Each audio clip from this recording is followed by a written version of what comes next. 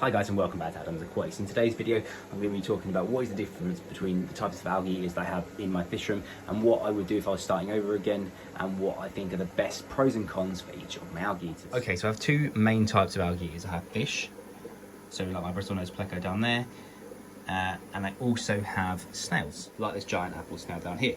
So what are the differences between the two? I find snails to be better in terms of they will not bother fry. There's not a lot that they can really do when it comes to eating of fish. But that comes at a trade-off with speed. Snails do not eat algae as fast as fish do. You know, my bristlenose pleco and my Siamese algae and my Orthosingulus keep my show tank or my display tank as clear of algae as is possible. You know, I don't really see any algae growing on any of these tanks, whereas with the other tanks I do find that ones with snails in them do grow algae quite a bit. So if I was to start again, what would I do? I think I would actually concentrate mainly on the snails, but one thing that I will say is that looking at fish is really cool, especially this guy here, my starlight bristlenose pleco. He's really cool, and then you've got obviously the Siamese algae eater back there, and the Orthosingulus even further back there. So I find that Orthosingulus really like to eat the blackbeard algae, and that's the thing that they really concentrate on the most.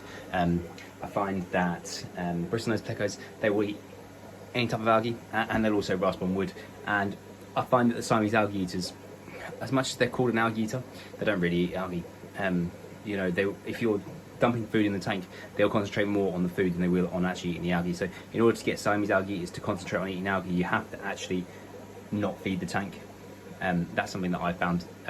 Whether that's true or not, or whether that's just for me, I'm not too sure, but that's just what I'm telling you. When it comes to my hobby, that's what I found when it comes to Siamese algae eaters. Whereas snails, like this apple snail here, they will concentrate on algae, and that's literally all they eat. Once they run out of algae, they will concentrate on eating the plants in your tank. So you have to be really careful to make sure that there is actually algae in the tank for these guys to eat. You can see him here just eating on the green sludge algae that's on top of this this shell here, sorry.